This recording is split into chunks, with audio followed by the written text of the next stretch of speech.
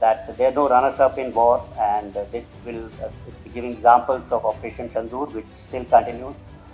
26 साल पहले इसी दिन भारत ने कारगिल की चोटियों पर तिरंगा फहराया था, लेकिन आज की कहानी सिर्फ बीते युद्ध की नहीं बल्कि भविष्य के युद्ध की है और नाम है ऑपरेशन सिंदूर। विजय दिवस के नए मायने। 26 जुलाई 2025 कारगिल विजय दिवस के 26 साल पूरे हो चुके हैं, लेकिन इस बार का विजय दिवस खास है क्योंकि ये पहला मौका है जब ऑपरेशन सिंदूर की गूंज के बीच भारत ने अपनी जीत का जश्न मनाया है।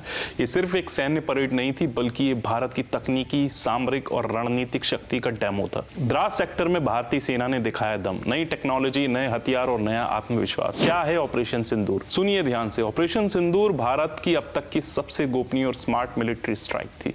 पाकिस्तान के कब्जे वाले इलाके में घुसकर 9 आतंकी ठिकानों को तबाह किया, 100 से ज्यादा आतंकियों को मार गिराया और अब तक ऑपरेशन जारी है। सीडीएस जनरल अनिल चौहान ने खुद पुष्टि की, हम 24/7 365 दिन तैयार हैं। ये युद्ध की नई परिभाषा, कन्वर्जेंस वॉरफेयर। अब बंदूक से ज्यादा जरूरी है ब्रेन। जनरल चौहान ने बताया, आज का युद्ध सिर्फ सीमा पर नहीं होता, अब हम लड़ रहे हैं एक कन्वर्जेंस वॉरफेयर, पारंपरिक युद्ध, बंदूक टैंक, नॉन काइनेटिक युद्ध, cyber attack, drone strike, narrative war और जानकारी की जंग, डेटा इन्फो वॉरफेयर। ये सब अब मिलकर एक साथ हो रहे तेज, अज्ञात और बहुआयामी। कौन लड़ेगा ये युद्ध? हाइब्रिड वॉरियर की जरूरत। अब सैनिक सिर्फ बंदूकधारी नहीं होगा, उसे बनना होगा हाइब्रिड वॉरियर। जनरल चौहान की परिकल्पना में ऐसा योद्धा चाहिए जो बॉर्डर पर लड़ सके, साइबर हमलों का जवाब दे सके, शहरों में आतंकी ऑपरेशन चला सके, ड्रोन को जाम कर सके और सोशल मीडिया पर फर्जी खबरों से जंग जीत सके। 3 तरह के योद्धा, सेना का भविष्य। भारत को चाहिए अब 3 तरह के योद्धा। टेक वॉरियर जो एआई, डेटा और साइबर स्पेस में लड़े, इन्फो वॉरियर जो नैरेटिव कंट्रोल करे, फेक न्यूज से निपटे, स्कॉलर वॉरियर जो रणनीति और सैन्य विज्ञान में माहिर हो। जनरल चौहान बोले, शस्त्र और शास्त्र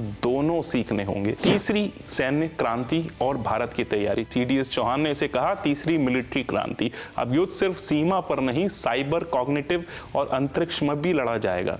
एक क्लिक से मिसाइल, एक कीबोर्ड से जासूसी, एक कैमरा से नैरेटिव कंट्रोल।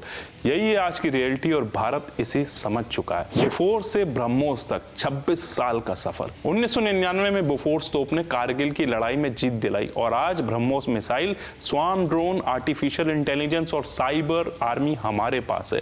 कारगिल से सिंदूर तक भारत की सेना अब सिर्फ वीर नहीं, विजनरी है। 26 जुलाई सिर्फ यादों का दिन नहीं, चेतावनी का दिन है। जो देश जागा नहीं वो पीछे रह जाएगा। भारत अब जाग चुका है और अब ऑपरेशन सिंदूर जैसे मिशन जारी हो तो दुश्मनों को सिर्फ सरहद पर नहीं, अपने मन में भी डर बैठाना होगा। जय हिंद।